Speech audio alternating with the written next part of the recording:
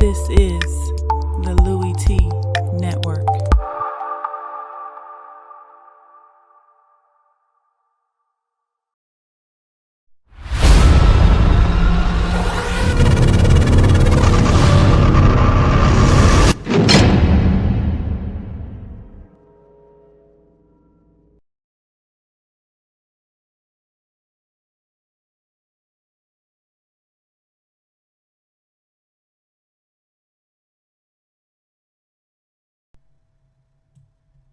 Who else could it be?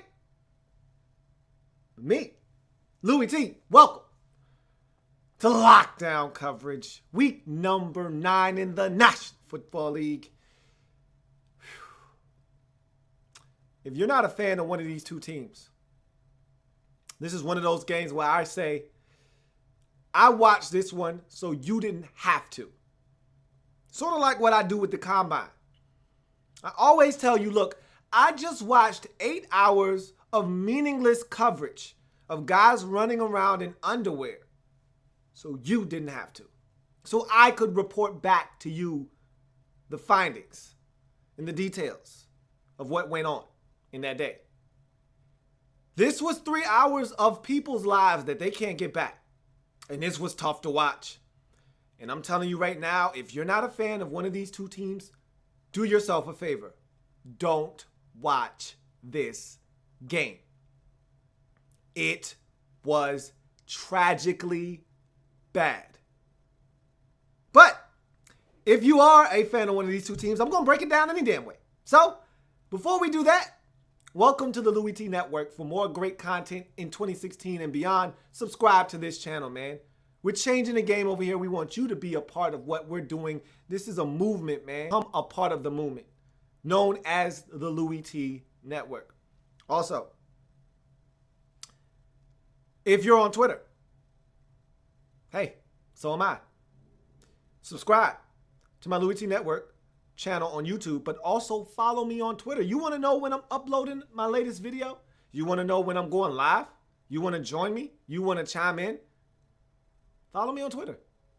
Turn on your notifications. That's the best way to know exactly what's going on with this channel. Also, if you're on Twitter and you want to chop it up and talk football, I love talking football. It's what I do.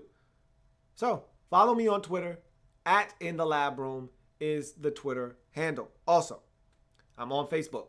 In the Lab Room is the Facebook page. All of my social media platforms are scrolling across the screen at the top. So if you should forget one of them, voila, right there above, can't miss it. Okay, I just wanted to make sure we weren't having any technical difficulties. Anyway, let's jump into this. This is going to be really quick, man. I mean, like I said, this game was horrible. A tough watch on anybody. I don't even give a damn if you're a fan of one of these two teams. This was a tough watch for everybody involved. So let's just jump into this thing. Likes, dislikes, banana in the tailpipe. I start with the road team customarily. That would be the Carolina Panthers in this game. Look, they're at 2-5 on the season coming into this game. You need a win. You need it bad. Just get the W. It doesn't matter how it looks, who it's against. At this point, when you're 2-5, you don't really give a damn who it is and how it looks. You just want the dub. And at the end of the day, any team in the league will say the same thing. But it's especially the case for a team that's 2-5 that at one point lost 4 straight. You just want to win games. You ended that streak last week, snapped the loser streak, got in the win column. Hey, why not make it 2 in a row? Hell, why can't you make a Kansas City Chiefs? That's the motto. That's everybody's standard line. Why can't we be the Chiefs from last year? Not everybody's going to be the Chiefs from last year. But until you lose a game and you put together a little streak, why can't you be? Let's talk about this. We start with the likes in the first half of this game. And for me, it was the defense. And I know, it's the Los Angeles Rams. And yeah, everybody's doing it to the Rams. You're supposed to beat them up. You're supposed to stop them from scoring a ton of points. You're supposed to shut down Todd Gurley because guess what? Everybody else is doing it. So why not? Throw your name in the hat, see what happens. Okay, let's shut down Todd Gurley. Case Keenum at quarterback, yeah, nobody's afraid of him. So do what you do. And that's what you guys did. You went out and you stymied them in the first half. And really, you stymied them for the entire game. The defense, this is a like for the first and the second half. I could talk about the defense in the second half as well. Thomas Davis making a huge interception. I could talk about this defense all game long, because really this was a defensive win. The offense didn't do much of anything. They did enough in this game. The defense did a lot of the heavy lifting, and the offense just did enough to get the W. So really, this is a defensive win. You did enough up front to stop the run. I thought you were actually exceptional up front until later on in the game. Todd Gurley had his biggest run of the game of 10 yards on literally their final offensive possession. So up until then, there was nothing to speak of from Todd Gurley in terms of the run game. Shut them down. And you got after Case Keenum. You made him uncomfortable. He made a mistake. You made him pay for that mistake in the second half. We'll talk about that. But I said all of that to say this. The defense played well. There were some defensive breakdowns, which there always are going to be with young guys out on the field. Okay? And we'll talk about that a little bit later on. But for the first half, you shut these boys out. You were up 7-0 at halftime break, and they didn't score any points into the fourth quarter. So you were doing your job defensively in this game. That's my only like in the first half. Let's go to the Rams and their likes in the first half. Consistent pressure on Cam. They sacked him 5 times total in this game. They were all over him. They made him uncomfortable. They did a good job of bottling up the run game. So no crutch for Cam in this game. If he was going to win, he was going to have to do it on his right arm and not on Jonathan Stewart's legs or Tolbert's legs or anybody else that was in the game running the ball. You did a really good job of getting after him, making him feel like, okay, this might be a tough day. And also stopping the run game. That was my other like in the first half for the Rams, is that, look, you weren't doing anything offensively, but neither were the Carolina Panthers. They had one drive where they were able to put some things together and get into the end zone and make it 7-0, and that was the score at halftime. Hell, that was the score after 3 quarters. I felt like I was watching the LSU-Alabama game over the weekend where there were no points going into the fourth quarter. This felt eerily similar to that game. And it kind of felt similar to that game from the standpoint of I already knew who was going to win. Even though the score was 0-0 going into the fourth quarter, I already knew who was going to win that game. And just like that game, going into the fourth quarter 7-0, I already knew who was going to win the game. It was just a matter of, okay, if you don't implode and make any kind of monumental mistakes, the Panthers are going to win this game. And so stopping the run game was good on the part of the Rams. So was the pressure on Cam, but it wasn't enough because you didn't get any help from your offense. Sorry. Let's go to the dislikes in the first half from this game. Graham Gano misses from 49 yards. Look, Graham Gano's having a tough season. Is he a bad field goal kicker? No. Is he a guy that you need to let go? No, I don't think so. I think, well, a lot of times we are very hasty with field goal kickers, especially when they've had success for us in the past. You want to say, all right, what's going on, guy? Do we need to get rid of you? We feel like kickers are dispensable and disposable. We can get another one. Don't do that.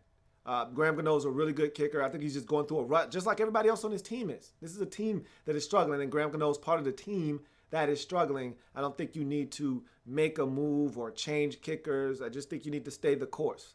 It is what it is right now. This team is not what they were a season ago. Graham Gano is a part of that, and I think you give him a chance to figure it out, and he'll be fine. He's still a really good field goal kicker.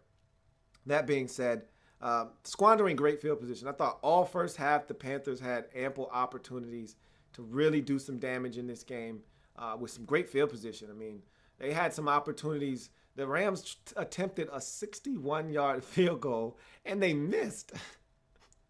Like, do you understand the kind of field position you're giving up when you try something like that? Like, that was almost insane to the point where I'm like, Jeff Fisher, what the hell are you doing, man? But then again, I said to myself, he's Jeff Fisher, and they have Case Keenum at quarterback. The man is desperate. He wants points. He like, I don't know how many times I'm gonna get down here. I need to kick this field goal. I got a big leg kicker. I'm gonna go ahead and try this. Let me say one more thing while I'm at it, while it's on my brain. Man, that field is ugly. Okay, can you not do a better job of getting rid of the Pac-12 paint left from Saturday? Is it that bad? Is it that hard of a task to ask you to erase the entire field and make it clean enough so I don't see old college football markings from the weekend that just passed? Is it too hard to ask you to erase all of the USC garb off the field and make it look like an NFL football field? Is that too much to ask? Maybe it is. Maybe we'll end up with a Hall of Fame game-like field that's unplayable. But damn it, I need a clean field. That was an atrocity. That field looked horrible. Don't do that. Don't do that. All right, back to the breakdown. That was a really tough decision on Jeff Fisher's part to try a 61-yard field goal. But anyway, The Panthers got great field position there, and they did nothing with it. They had to punt. But luckily enough, they were able to pin the Rams deep in their territory with the punt and get the football back in great field position. And this time they actually got a touchdown, the only touchdown that they scored in the entire game off of that. So good for them. But they squandered a lot of good field position in this game, and it was just because they couldn't sustain offense. Neither team could. Like I said, it was a tough watch. You go to the Rams' first half dislikes. Greg Zuerlein misses from 61 yards. I'm not going to beat him up for that. It's 61 yards. I know he can make it. He's capable. Don't send your kicker out there for a 61-yard field goal when the score is 0-0 and you don't know how many points you're going to score in the game and you already know your offense isn't good for it. Don't do that. Don't put your defense in that kind of position. Even though they're able to get off the field, don't do that. Come on.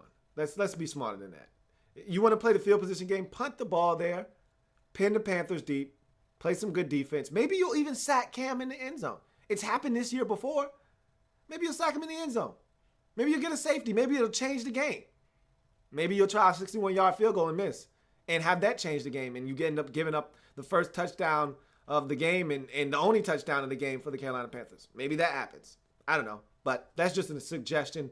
I don't know. You don't have to listen to me. Brian Quick, deep ball. Missed. This is why it's Case Keenum. Okay, I really don't have much for you other than it's Case Keenum. I've said this all season long. It's Case Keenum. When they were 3-1 and everybody was going goo goo gaga, I said it's Case Keenum. You're not going to win a bunch of games because you have Case Keenum at quarterback. Brian Quick wins on a double move. The young fella, James Bradbury, bites the double move. Bites on the double move. Hard. I'm talking about takes a bite out of that double move that looks like shark teeth. He's wide ass open down the sideline. And that's what the Panthers have been giving up all season long. Big plays because of negligence in the secondary, because of young football players, because they created this problem by not taking care of their own. So when they give you the opportunity to hit the deep ball like everybody else is doing against the Panthers this year, that's why the Panthers are losing a ton of games, you have to take that opportunity to the bank. What does Case Keenum do? Overshoots a wide open Brian Quick by about 5 yards. Good luck with that one. And you wonder why you didn't have any points until the fourth quarter. Stopped on 4th and 1 from the Carolina 43-yard line. Jeff Fisher had seen this story before. He said, hey, I tried a 61-yard field goal. Well, let's do the math. 18 minus 61. So you take away 18 from 61, and what do you get? 43. So I was at the 43 earlier in the game, and I tried a 61-yard field goal. That didn't go very well. So you know what I'm going to do this time? I'm going to go for it on 4th and 1. I'm going to try to pick it up. No. Panthers defense, not having it. So again, when your defense is pretty good and your offense is really bad, how about you play the field position game? How about you try to pin them? And I get it. This one I don't have as big a gripe with. You go for it on 4th and 1. The other time when they kick the field goal, it's like 4th and 7. You're not gonna get that. So I understand, but the difference here is it's 4th and 1. You go for that. I told you before, if you don't get 1 yard, if you can't pick up a yard, you don't deserve to win the game. So they didn't pick up 1 yard. Needless to say, they didn't get the 1 yard, and they turned the ball over on downs. Zuerlein misses from 55 yards to end the half. Note to Rams, just because you have a big leg kicker doesn't mean he's going to make a lot of big kicks from really, really far away. That's the problem with trotting him out there for a 61-yard field goal. You know what that does? If he misses, it's like a shooter or a golfer putting the ball on the green. If I see one miss that I should have hit, it messes with me mentally, man.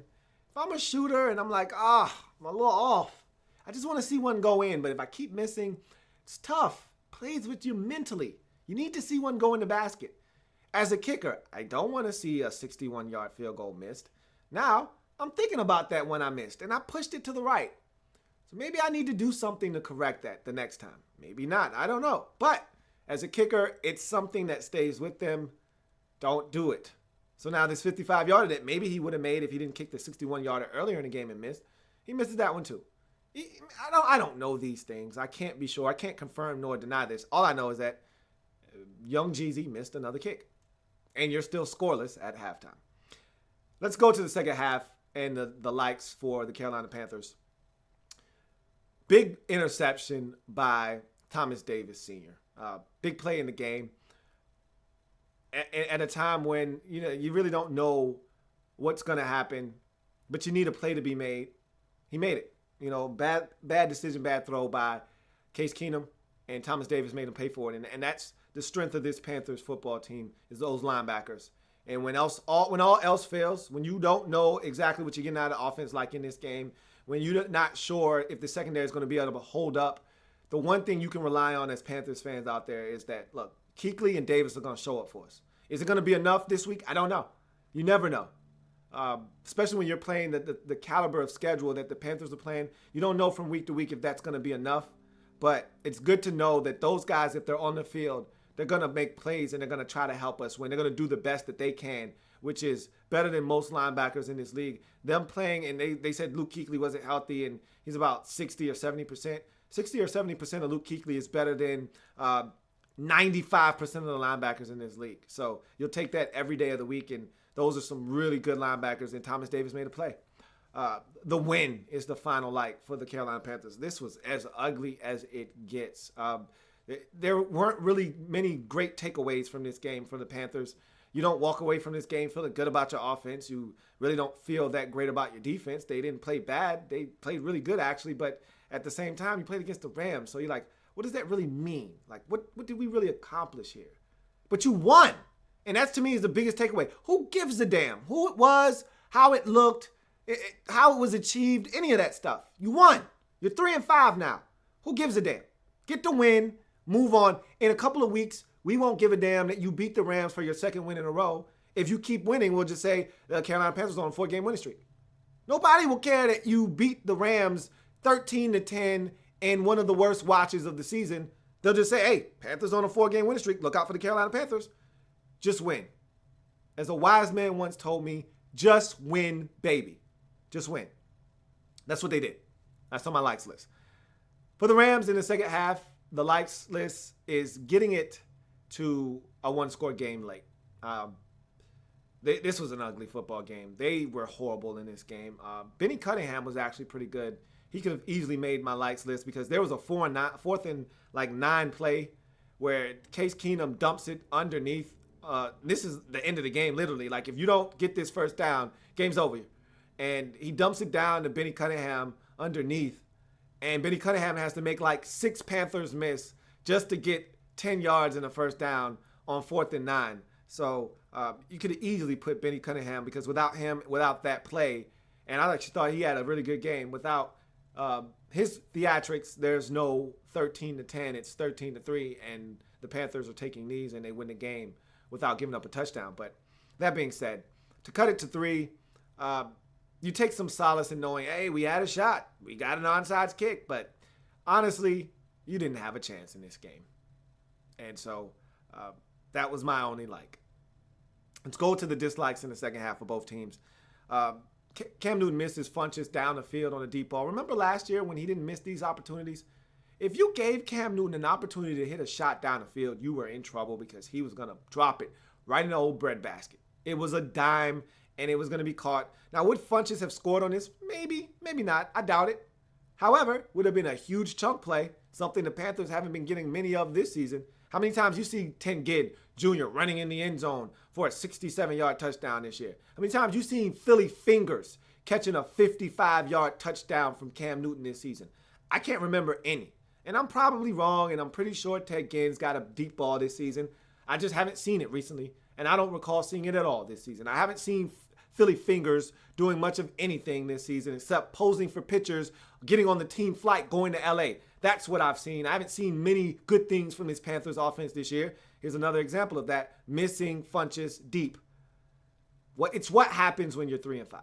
You don't take advantage. This team didn't miss opportunities last year. They're missing them this season. That's why you only score 13 points. Luckily enough for you, you played the Rams, and 13 was good enough to win. But I'm here to warn you, 13 won't be good enough to win most weeks in this league. And guess what? You don't play L.A. every week. So you need to hit this deep ball the next opportunity that comes around. Rams, second half dislikes. Case Keenum picked off by Thomas Davis. It's Case Keenum.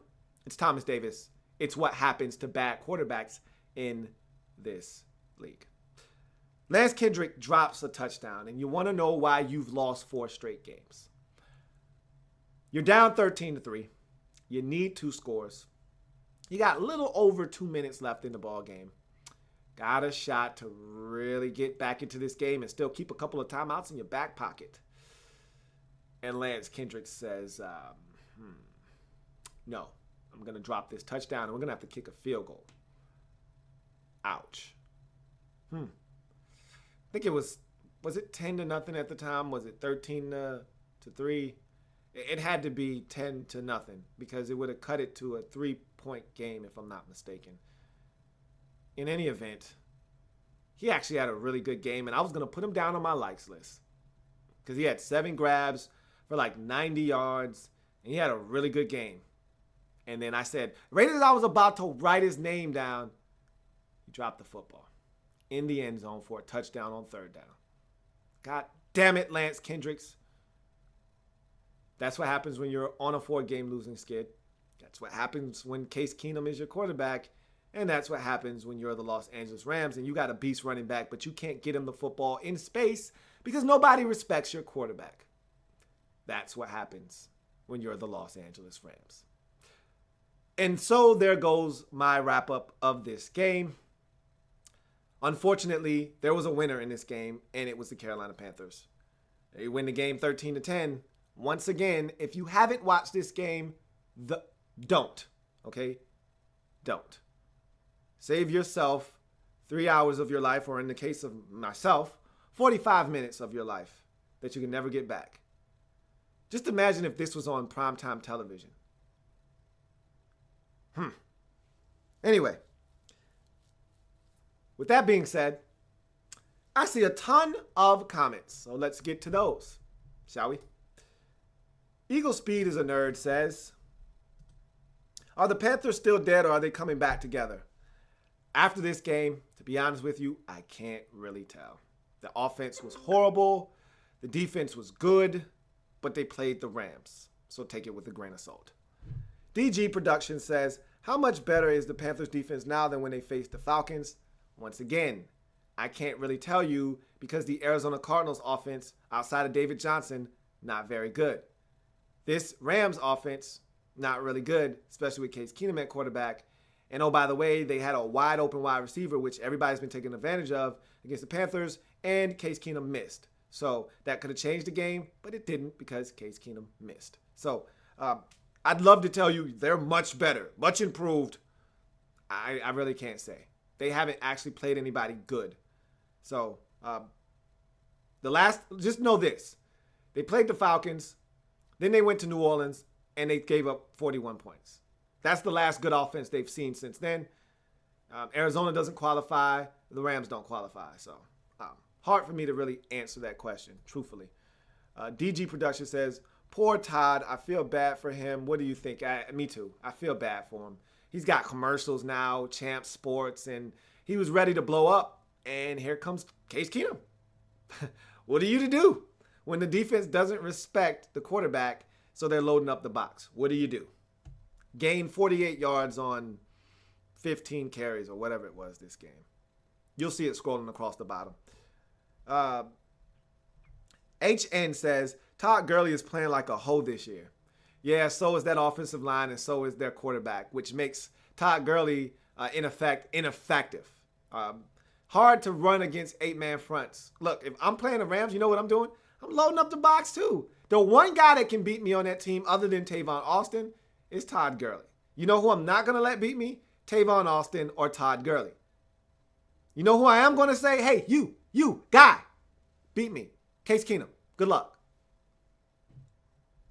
Eagle Speed is a nerd says, if the Rams had Tom Brady on their team, what would their record be? to be honest with you, I don't know if Tom Brady takes those weapons and makes them, dynamic or not. But I tell you this much, they're 5-3 at worst. Probably more along the lines of 6-2. They had some injuries on that defense, though, that may have hurt them in some games, Buffalo and some of those games where they didn't have a full complement of defensive linemen. But a game like this, with Tom Brady, they would have won this game. No doubt in my mind. There are a couple of games in there this season that they probably would have still won. I put them probably at 6-2 with Tom Brady on their team right now. There you go with another one of those damn hypotheticals. HN says, top 3 most improved players from last year's draft. Vic Beasley, number 1.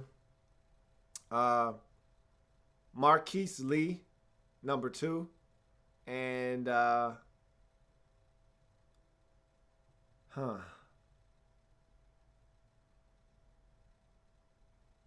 there's so many players that came out last year that you were expecting a lot out of. And they're doing some big things now.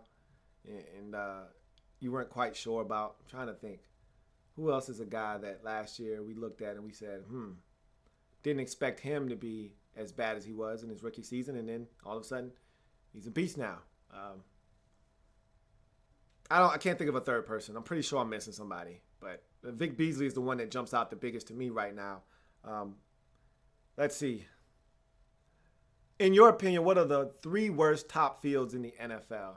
Well, of course, the Oakland Raiders field is a baseball field, so that's horrible. That Rams field looked bad. I don't think the playing field was actually a bad surface. It just looked horrible because they had the paint on it. There's some fields that they've been improving the conditions around the league. To be honest with you, nobody really has a really terrible playing field, surface. Now, if it gets wet, totally different story. It's a number of fields that when they get wet, man, it's hard to play on. Like Green Bay, because it's just straight grass. It's real grass. It's a natural surface. It gets wet, and guys are slipping all over the damn place. The Redskins, I've seen many an ACL go out in Washington, but they've fixed the turf and the surface since then. But that's a field that it gets chewed up pretty badly. So does Heinz Field. There's just some fields around it.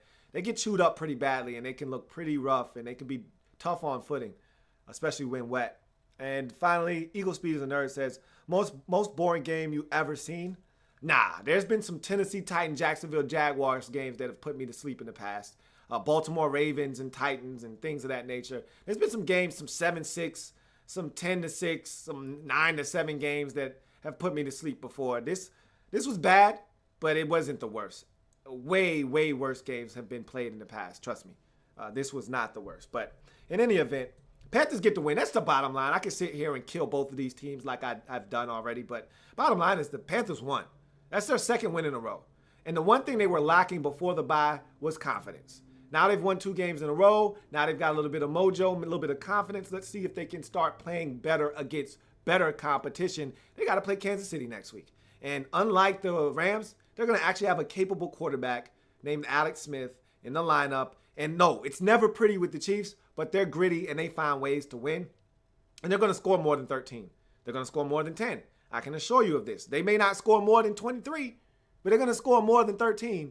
And if the Panthers can't score more than 13, they're going to lose next week against a defense that's going to be just as good, if not better, than the defense they saw this past week. So good luck.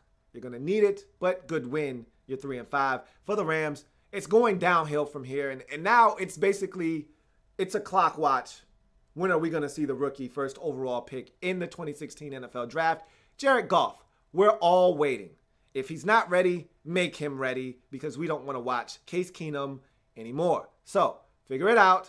Figure out how long it's going to take. Do you need to be 3-7? Do you need to be 4-8? Do you need to be 4-9 before you say, all right, it's Jared Goff time? Whatever it is, figure it out. We're waiting. We want to see Jared Goff. That's the only way Los Angeles Rams football is going to be important this season and must-see TV. Other than that, nobody cares.